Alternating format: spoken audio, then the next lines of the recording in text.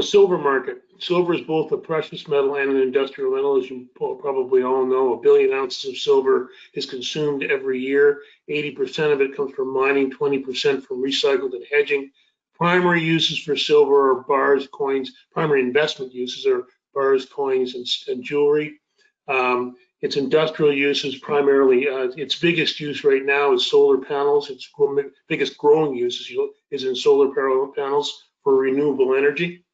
It's used in your cell phone and computers. It will be used extensively in all of the circuit boards in electronic vehicles. It is the most conductive element on the periodic table. You know, we've been an industry that I think has been in transition.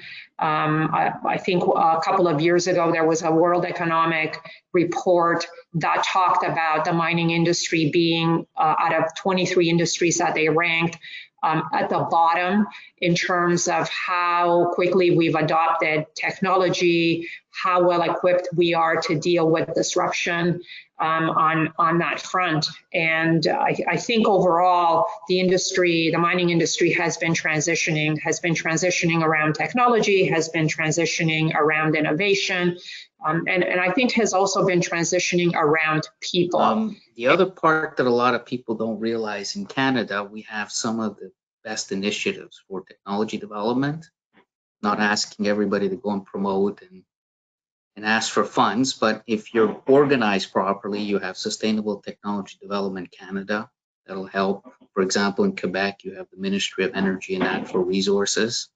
Every province has something similar, and they'll help with pilot plants. There's also the steps to get to the pilot plant, which is the test work.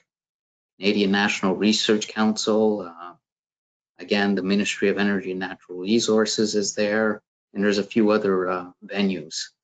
If you're doing the work properly, they love it. They'll help you. If you're cutting corners and doing just to promote, it makes it harder for other people who are doing it the right way.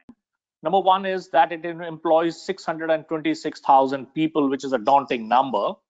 But somewhere it has to be emphasized that it employs around 409,000 direct and 217,000 indirect. This indirect is an important emphasis in my mind, and therefore I would like to impress upon it as we go along. It has got 97 billion or 5% of Canada's nominal GDP, which is amazingly high for a particular sector. And this is talking about non-oil mining. It is 20% of Canada's exports.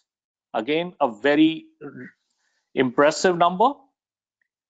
$12.9 billion of capital spending, or it's about 5.1% of Canada's total capital spending. The next is a very important, that is, it has got 50% of total rail freight revenue.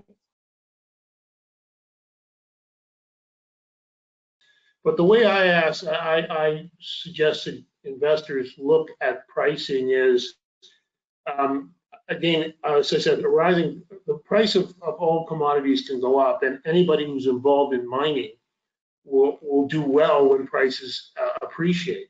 What you should be looking, the question really should be, what operations will do well, or will at least be around when the price goes the other way? Because it's a cyclical business. They always, we know it goes up and we know it goes down. We know it goes, silver at one time when I started in the business was $4 or $5 an ounce.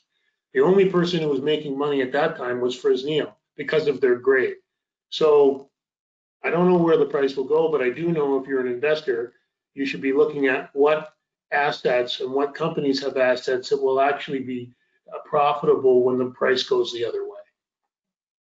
Yeah, the rise in the gold price has brought new capital into the space, and therefore a lot of companies that had liquidity challenges have been able to access the capital markets and shore up their balance sheets, which really has taken maybe some that were looking at M&A and being rescued with new lifelines in a sense on that front, and given them a path to move their own strategy forward on their own rather than being taken out.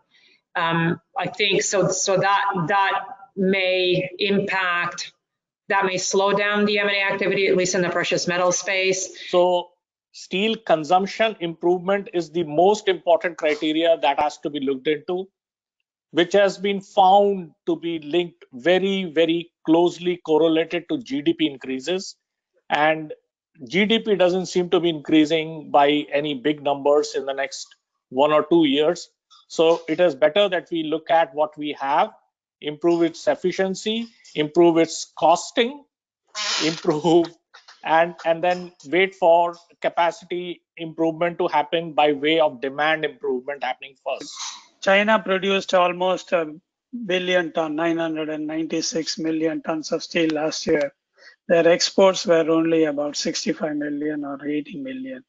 That means they have consumed practically the whole production. And as production was growing, the consumption has also been growing in pace.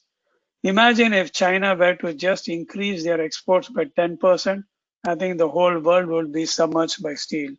So that is perhaps the smartest and the best thing they've done is to keep their consumption up as much as they have been increasing their production.